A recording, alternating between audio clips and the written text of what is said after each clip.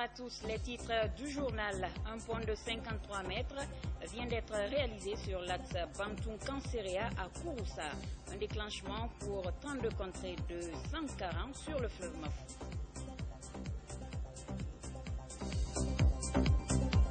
Le ministre des Droits de l'Homme, Khalifa Gassama Diaby, s'est récemment rendu à Kindia. Objectif, sensibiliser la population à maintenir la paix et la cohésion sociale.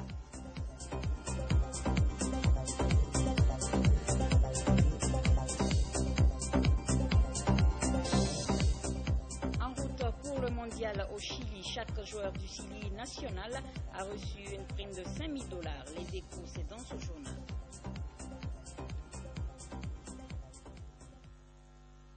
Bienvenue dans cette grande édition d'information. Autrefois impraticables, les 32 contrées de Sankara sur le fleuve Mafou sont désormais désenclavées grâce à la réalisation d'un pont de 53 linéaires.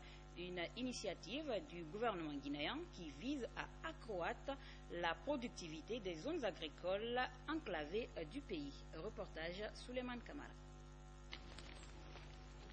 Fini les calvaires des populations de Sankara grâce à l'inauguration de ce pont en béton de 53 mètres linéaires réalisé par le gouvernement guinéen. L'ouvrage permet de relier les 32 contrées de Sankara aux localités de Kouroussa, Kankan et de Farana. Ce fleuve est un fleuve historique qui jadis était traversé par des lianes pour relier les deux populations. Avec la présence de ce pont et de cette route, c'est devenu un champ fertile. La preuve est que l'année passée, beaucoup d'autres personnes, d'autres villes sont venues pour prendre des champs ici, cultiver des hectares et des hectares. Les travaux exécutés par le Fonds d'entretien routier s'élèvent à près de 10 milliards de francs guinéens, suivis de l'ouverture des pistes. Ni le pont, ni la route. Et c'était la première fois qu'on envoyait une machine par là. Mais grâce au président de la République, on a d'abord réussi à exécuter le pont. Et après le pont, il nous a aidé aussi à financer la route. On est en train maintenant d'exécuter la route, où on est environ à 80 et quelques % d'exécution. L'ouverture de cette piste et la réalisation de ce pont réduisent une distance de 168 km entre Farana et Kankan. Pour ces populations riveraines, la pérennisation des acquis du gouvernement passe par la reconnaissance des actes posés par le chef de l'État pour le développement de notre pays. Et puis, sauvegarder les droits humains et maintenir la paix dans la compagnie mobile d'intervention de sécurité CMIS est le but de cette formation des hommes en tenue et des civils. L'initiative est de la baïonnette intelligente. Bakary Bamba Kondé, reportage. Ils sont au nombre de 300 personnes venues de la police, de la gendarmerie, des organisations de la société civile et de l'axe Amdallah Koza Bambeto à participer à cette formation. Une formation qui vise à rétablir la confiance entre les forces de défense et de sécurité et la population civile, mais également les conscientiser sur leur rôle dans le maintien de la paix et de la cohésion sociale. Elle est organisée par le projet La Baïonnette Intelligente. Qui parle de paix et parle d'éviter l'arbitraire. Et dans ce cadre-là, il faut que les gens soient formés. C'est pourquoi nous avons engagé une série de formations qui a commencé il y a 2 ans. On a fait les grandes villes de la Guinée et on est sur Conakry en prélude des élections. Après 3 jours, ces participants devraient être capables de décrisper l'atmosphère politico-sociale entre militaires et civils et renforcer l'état de droit. Nos attentes suite à cette formation est que les participants puissent aller faire une réflexion auprès de leurs camarades, tout autour d'eux, auprès de leur famille, afin que désormais s'il y a des manifestations, que tout puisse se faire convenablement, sans qu'il n'y ait bavure, non seulement du côté des forces de défense et de sécurité, mais aussi sans qu'il n'y ait des casses du côté des manifestants. J'ai assisté à une chose très nouvelle. Le fait de regrouper la société civile, la gendarmerie, la police, sur un seul terrain d'entente, alors là c'est une chose première. Cette formation du projet Baïonnette Intelligente découle du partenariat guinéo-allemand et s'étend sur toute l'étendue du territoire guinéen. Le chef de mission d'observation de l'Union africaine est en Guinée depuis hier.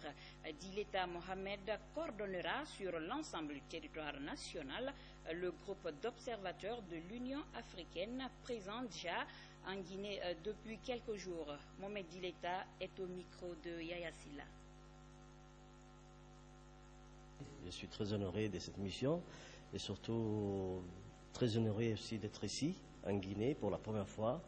Et je crois que le challenge qui nous attend est quelque chose de très important pour accompagner bien sûr le peuple guinéen et qui a besoin d'être accompagné en cette période difficile et des élections. Et je pense qu'aujourd'hui, vu le contexte, le peuple guinéen a beaucoup plus d'expérience dans les élections et surtout de la période précédente.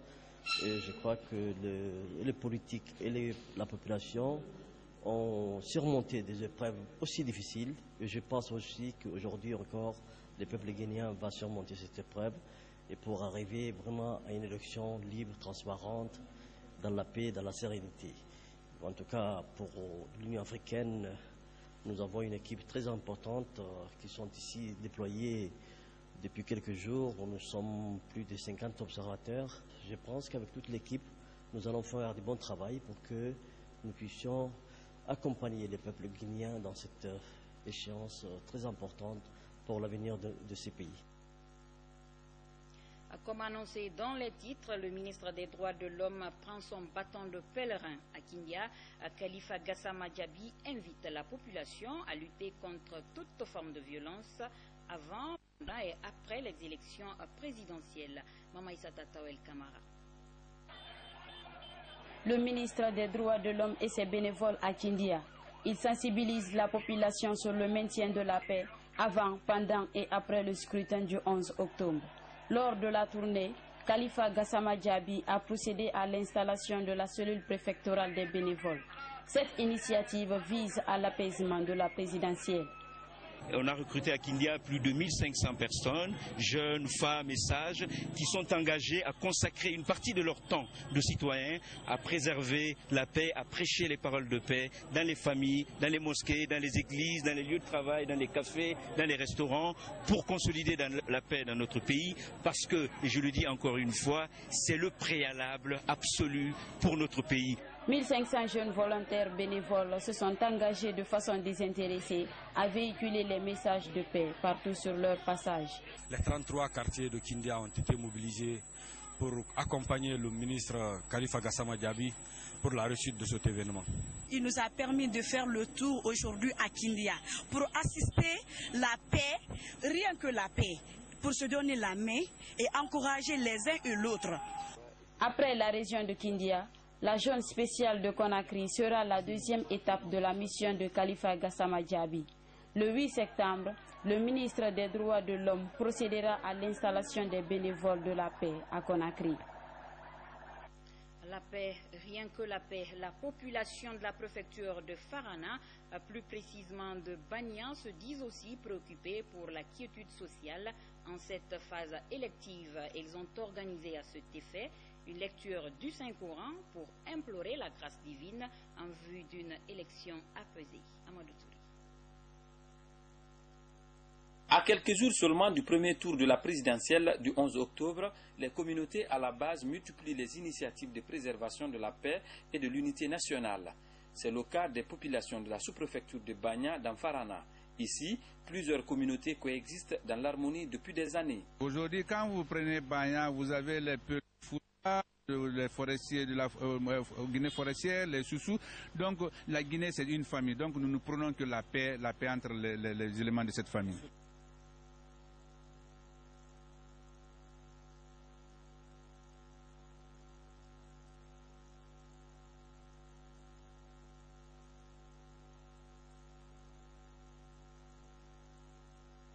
En plus de la volonté de préserver la paix, les ressortissants ambitionnent le développement de la localité.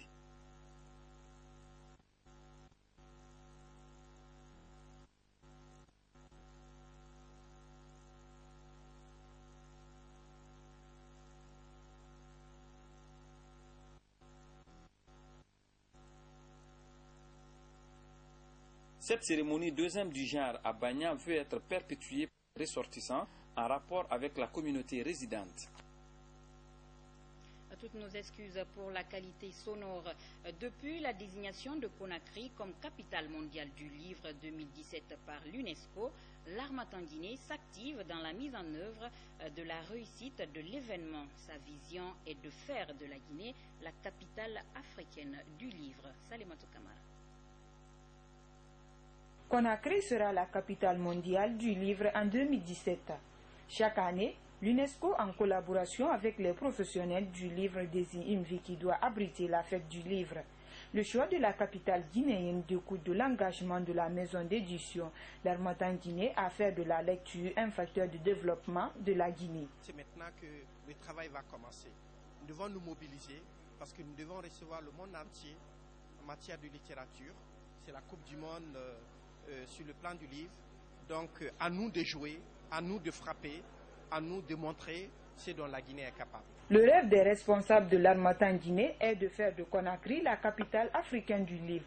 L'initiative réjouit les cadres de l'ambassade de Guinée en France. C'est avec le savoir, avec la culture, avec la lecture que vous arriverez à relever un pays. Pour l'Harmattan-Guinée, il est temps pour la Guinée de se mobiliser pour recevoir le monde entier pour la première fois dans le domaine de la littérature.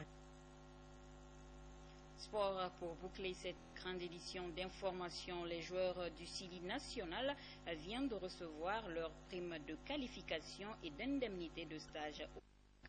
La cérémonie a eu lieu ce mercredi en présence des cadres du ministère des Sports. Reportage Kabadi. Classé troisième à la dernière Coupe d'Afrique des Nations à Niamey au Niger, le Sili national cadet s'est automatiquement qualifié à la Coupe du Monde dont la phase finale aura lieu du 17 octobre au 8 novembre 2015 au Chili. L'État guinéen, pour encourager ses jeunes footballeurs, vient de payer à travers le ministère des Sports une prime de qualification de $3,000 à chaque joueur. Cette prime est accompagnée par une indemnité de $2,000 payée aux joueurs pour les 3 mois de stage effectués au Maroc. Nous avons eu à leur dire que avant leur départ sur Santiago de Chili, ils vont recevoir 2 primes. La première prime, c'est la prime de qualification. Et puis la deuxième prime, c'est la prime de stage. Le stage de 3 mois et demi qu'ils ont eu à Casa. Et donc nous avons eu à payer cette deuxième prime. Ces $5,000 payés cash à chaque joueur et encadreur, la volonté du gouvernement à accompagner l'équipe cadette à la phase finale du mondial. Et ce n'est pas tout, car une prime d'objectif est encore prévue pour l'équipe en fonction de son évolution dans le tournoi. La prime d'objectif pour le quart de finale, elle est fixée à $2,000. Pour les demi-finales, elle est fixée à $3,000. Et la prime pour la finale est fixée à $5,000. La prime pour la 3e place, elle est fixée aussi à $3,000. Le paiement de ces différentes primes réjouit l'encadrement technique qui salue l'initiative à quelques jours seulement du coup d'envoi du mondial chilien. Vraiment, on est content. Tout ce qu'on va régler ici, on a bien compris. Les enfants, c'est devant vous. On a dit qu'on doit avoir ces primes. L'équipe guinéenne qui poursuit sa préparation ici à Conakry doit quitter samedi 10 octobre pour Santiago, via Paris, Rio de Janeiro. Son premier match est prévu le 18 octobre contre l'Angleterre. Bonne chance donc à nos joueurs. C'est la fin de cette grande édition d'information. Merci de votre aimable. Merci. Au revoir.